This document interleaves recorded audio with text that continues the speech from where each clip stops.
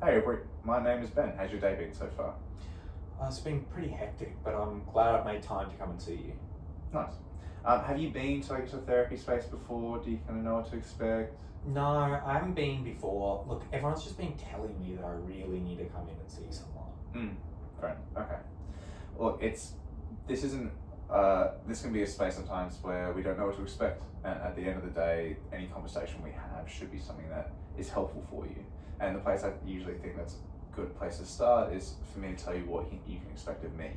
Yeah, I'd like that. So I guess the first thing that I really like to be clear on is that whilst I might know a lot about people or emotions or relationships, whatever it might be, nobody knows more about you than you. You are the expert in this room. Nobody knows more about what you like or what you don't like, where you want to go and how to get there than you. I guess my job in that is helping you better understand that expertise so that eventually you don't need me. You know how to kind of navigate any of the tripping hazards in your life and kind of get to the place you want to get to. So if we're ever having any conversations that just don't make sense or you feel like aren't relevant for you, just waiting for me to finish talking, let me know. I'm more than happy to pivot. This should be a conversation that suits you, not me. Yeah, I like that. The other thing I'd like to say is that people come to these spaces with a lot of thoughts going on in their head and they don't really know where to start. That's okay, it's really normal. What your brain will do is it will just kind of gift you the place to start. So there are no wrong answers in this room. Wherever you choose to start, whatever the first thing is that you choose to say is going to be the most relevant thing for you, and it's going to be the thing your brain is the most ready for you to talk about. So just know that your brain will take care of you in that way. Yeah. Yes. Yeah. Well, I'll kind of tell you why I'm here. Yeah. Because as much as I want to be here, everyone's been telling me I really need to come. They're noticing some behaviour that, I've had a lot going on recently. So I've got 2 kids and I'm a single mum. I had a partner, a husband, but he had a bit of a drinking problem and, drinking led him to violence and so things didn't work out. I'm sorry to hear that, that's not fair. No, it was really hard. But, now I'm with my kids and we're doing well. And I've been working really, really hard and really well. Yeah. And the other week at work, I closed actually a couple of weeks ago, I closed this really big case. And, well, you see my boss there, I think he's always had a bit of a thing for me. He's always been a bit weird. Sorry, I'm going to ramble here, but it's just because, I feel like there's a lot that's gone in to bring me here because I don't normally need this kind of help.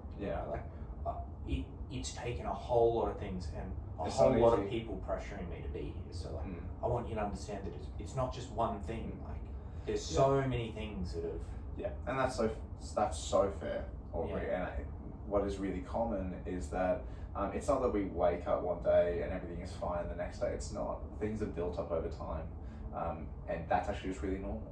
And it's in the same sense of that any solution or resolution that we find built it the same way. It's built in degrees. So I have no doubt that it's not going to be just one thing that's kind of led you to wherever it is that you're feeling right now. And that's okay. And so whether you feel like you need to ramble or whatever it is that you feel you need to talk about, there's nothing wrong that you can say. It's all going to be relevant. And in that note, you're talking a bit about work. And your boss is a little bit weird towards you sometimes. Well, obviously he's a guy, and obviously, I was working. I closed this really big deal, and he's always had a bit of a thing for me, but he'd been kind of like subtle about it. Okay. But we're at this party a couple of weeks ago, and I'd had a couple of wines, and I was starting to feel really comfortable getting into myself. And then I said that I had to go to the bathroom, so I went to the bathroom and he followed me in.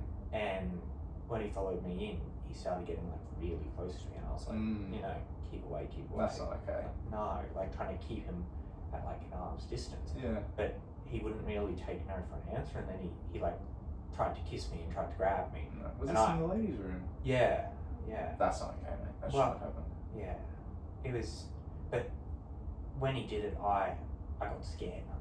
I pushed him really hard, and then I like kind of ran out without saying anything to anyone. And that night I was in a state like I've been through a lot of stuff with my husband and the children, but that night I was, you know, all the thoughts about everything that I've been doing, this work I've been doing to get this job, and you know, that it would all just come crashing down. And, you know, my kids are relying on me. You know, I was a single mum, so I was shaking. I couldn't sleep, and all I kept thinking of was, you know, everything that I built was going to come crumbling down. And when I went back into work, the first thing that happened was HR called me in, and I sat down with them, and they asked me if I wanted to file a complaint. I said no, because I just wanted everything I wanted. Look, what he did was wrong, but I was hoping that this would give him the scare that he would, you know, things would go back to normal, and he'd probably be a bit different to me, but I didn't file a complaint. I just wanted things to go back to normal. I wanted to work. That's so fair, mate. Like that's not a situation you should have been put in. I don't think anybody can blame you for just wanting things to be easy, or not to be as hard. And then, you know, things were okay for a couple of days. Things were a bit weird, but then I got called back into HR and got told that he'd made a complaint about me. Why? You know, they didn't give me the details. They just said that a complaint's been made against me, and you know, and then once that happened, everything changed. Everyone in the office, they were all against me, and you know, he started nitpicking me on everything, micromanaging, and he used to give me a lot of freedom, and like that's how I closed that really big deal that we did, and then, you know, it kind of snowballed from there. Then I started coming in a bit late or leaving a bit early. And like on my lunch breaks, I was just sitting in the women's toilets, just like to avoid everyone. But then I was also thinking, wow, this is where, like, you know, it all happened. And just really triggering space. I mean, that whole thing just sounds horrible.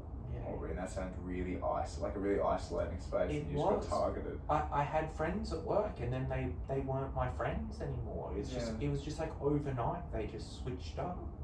And like I could have made a complaint, but I didn't. I just wanted things to be normal. So why did he make a complaint? Like he was the one that did the bad thing. So, and then last week they offered me a severance package. They in lieu of firing me, and I was really conflicted. I was so sad.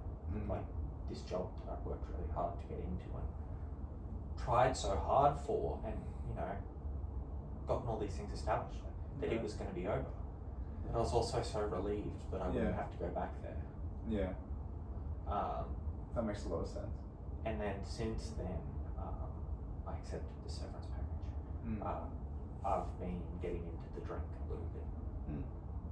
And you know, I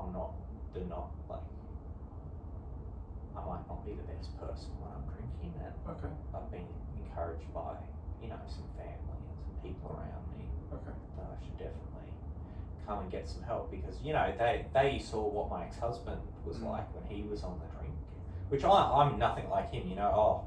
I'd never do the things that he did, but I think they're worried about me, and they're worried about their kids, and I haven't even started looking for a job yet. I'm just that's a big decision in the best of times, let alone what might feel like the worst of times. It is, and like, what if it just happens again? That sounds like a really logical question to ask, and I just want to say, it sounds like you've got some people around you who really love and care about you. Yeah, I do. Do you feel like they're generally helpful to talk to, or? They love and care about me, but they're also telling me that I've got this problem and that I need to see someone like you, you know? Like, maybe if they loved and cared about me enough, I wouldn't be sitting here with you, but... Can I say, Aubrey, whatever conversations we have here, you don't have to have a conversation you don't want to have. So if you feel like it's worthwhile us talking about something, let's do it. And if not, then let's not. Like this space is really just designed to help you better get what you want, get the clarity that you deserve to have. And if you're comfortable me sharing as an observation of mine, mate. Yeah. It sounds like you've been in some situations that no one is ready for. no one is ready to navigate. There is no level of preparedness we can have to feel confident to know what to do. And it sounds like it's happened to you based off other people's choices, which is not right. Yeah. I didn't make it. I did all the right things. Yeah. You deserve better, mate, from the sounds of it. Yeah, it's unfair. You know, I've lived my life and I've tried to do the best by everyone. Yeah. And then these things just keep happening. But, you know, what's the harm in having a little bit to drink, you know? Like, I'm not drinking that much. Like, I've seen what alcoholism looks like. You know, you trust me when I say that. Or you know, a bottle of wine, maybe a bottle and a half a night like that. I'm just trying to deal with things, and I'll be right when I get through to the other side. Yeah. I guess time is a really helpful thing. It just matters how we use it. And I guess when we look at kind of substances and alcohol and things like that, something it does really well is it helps us find a bit of space when things are so intense. Oh, I feel so much better. Like the night where it happened, like I was lying in bed and I was like shaking and I couldn't sleep. Yeah. You know, doesn't happen when I've had a bottle of vino. Yeah. The thing that where I guess alcohol use becomes a bit more dangerous is because what it does really well is it gives us that space. But in doing so, it kind of takes us out of the driver's seat. So there's nothing wrong with getting a bit of distance and distraction, or I guess avoidance from a problem. We actually need to do that. That's a very healthy way to cope. The time where avoidance doesn't become healthy anymore is if we either never come back to the problem or we come back, we're not in an increased space to know how to deal with it. And I guess that's where alcohol becomes unhelpful. And I don't know where that is for you right now. But if we're consistently taking ourselves, I guess, out of that driver's seat, when we get back in, we're not as practiced in driving behind the wheel. And so I guess I'm really interested, mate, in, because I'm going to say it won't just be the drinking that's helping you. There's going to be so many things that you'll be doing that mean that you're surviving and going through every day, getting out of bed. So I'm curious, how are you getting out of bed each day? What's keeping you going? I do it for my kids, you know. They were around during the hard times. They saw what it was like. And when there wasn't a parent there for them when I was dealing with the stuff with my ex. And I never want them to feel that way again. They need to know that there's someone there for them at all times. But so that's really what drives me. But it's just the unknown. I don't know whether I'm going back to work, whether I can go back to work. You know, all I know is that I've found a way to deal with it, and everyone's telling me that it's the wrong way to deal with it. I guess at the end of the day, anything that gives us a sense of, I guess, distraction and relief isn't necessarily bad. It's just that ideally, if we're finding a solve for something, it shouldn't give us more problems out further down the line. You deserve more than that, mate. You deserve your life to be the way you want it to be. And so I guess I'm not here to tell you you need to stop drinking. I guess ideally the conversations that we can have, if you're happy to have them, is how can you go through these situations with a bit more confidence and clarity of what helps you both now and in the future? I think it would be hard to, you know, get another job if I was still drinking the way I am. And, you know, when I had my job, I didn't need a drink. Like, when things were going well, they were going well. And you fell on top of it. Yeah, I did. And, so, I mean, maybe there's a bit of a cycle there, you know, and I'm on the bottom of it. But if I can just, you know, maybe get up a hurdle or two, we can start to, ride the momentum. 100%. But it's just so hard and I don't know where to start. And I guess in that sense it's really normal that that's how you feel. Like this is naturally such a draining situation and we don't know what to do and it is really hard. And if most of us, we kind of spend most of our time sitting at kind of energy levels of around maybe 50 to 60% of the energy tank. Like we have a mental energy tank and a physical and they work the same way. And they don't just magically double when a problem comes up. So what it does is we know, our brain knows we need to function, so it pulls energy from those areas that we would usually give it, like how much we're able to feel at peace, our tolerance of things, how we can kind of get some sleep, how much we can focus, and also our decision making. And I guess the decisions you're talking about are really big. So it's not surprising to me at all that that's something that you are struggling with at the moment, because it sounds like you don't have as much energy as you usually would right now because you're dealing with more. No energy at all.